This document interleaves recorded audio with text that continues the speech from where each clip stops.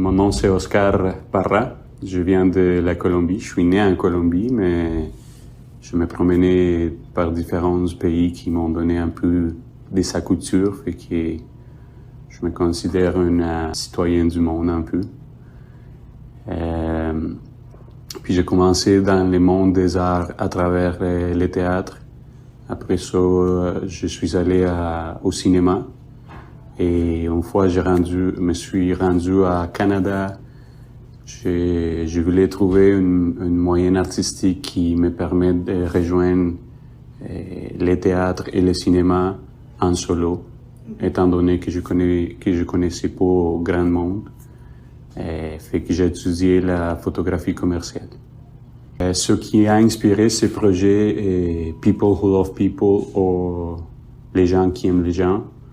C'est une idée que j'avais il y a longtemps si on veut faire hommage aux personnes qui donnent de son temps puis qui ont un dévouement vers les autres à partir de n'importe quelle action.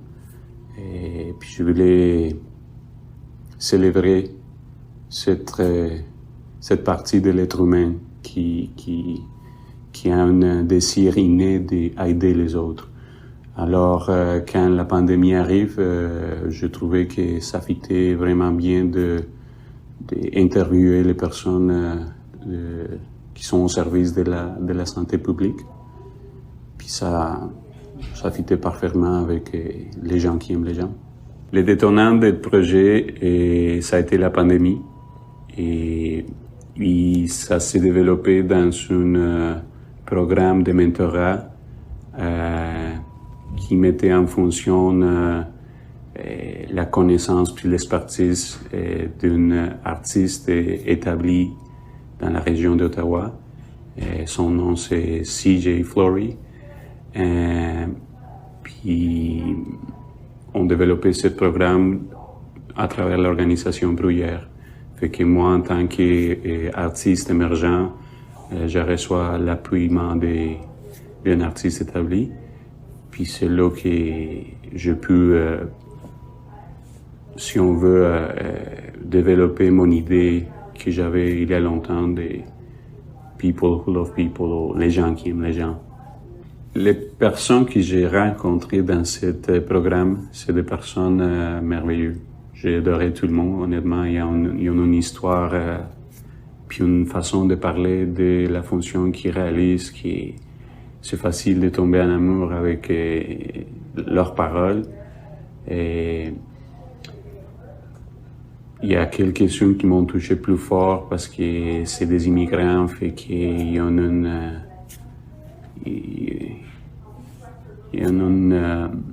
une façon de montrer le remerciement au pays à travers la fonction d'aider les autres. Fait que c'est des personnes bénévoles, des infirmiers, de tous les réseaux Bruyère.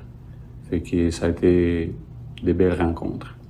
Des fois, on finissait en pleurant parce qu'il y en avait des personnes qui me faisaient vivre les situations qu'ils me racontaient, parce que c'était tout un univers, puis il y avait des situations vraiment fortes avec les personnes qui traversaient avec les maladies déjà, puis en plus la COVID. Et fait qu'il y avait un côté maladie, mais il y avait un autre côté social aussi, d'abandon, de personnes qui n'ont pas de famille qui les visitent. Il y avait d'autres qui en avaient des familles puis ne pouvaient pas les visiter. Et il y avait beaucoup de points de vue à travers l'histoire que les participants racontaient. Puis c'était une heure d'entrevue vraiment émouvant puis touchant. Fait que à chaque fois que je finissais mon entrevue, je disais ma journée est faite, je fais quelque chose, je peux aller me coucher. Je pense qu'il y a une chose qui est bonne dans tout ça aussi, c'est de mélanger toutes les sphères de la société vers l'art. L'art, c'est quelque chose qui est transversal dans la société. Puis, dans mon cas, avoir eu la chance de travailler avec les moyens de la santé, puis mettre mon art dans ce monde et pouvoir aider, c'est quelque chose qui m'a enrichi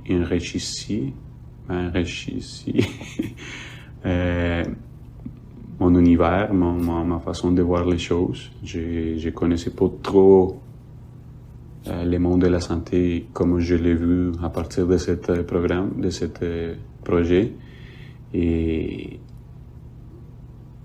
c'est aussi le fond que le monde de la santé qui ont tout un compromis très sérieux avec la société puisse avoir un espace pour accueillir l'art, puis faire de l'art une façon de guérir aussi la communauté à l'intérieur de la santé. Fait que je pense que politiquement, des leaders sociaux, des artistes doivent se côtoyer plus dans cet ambit puis travailler ensemble.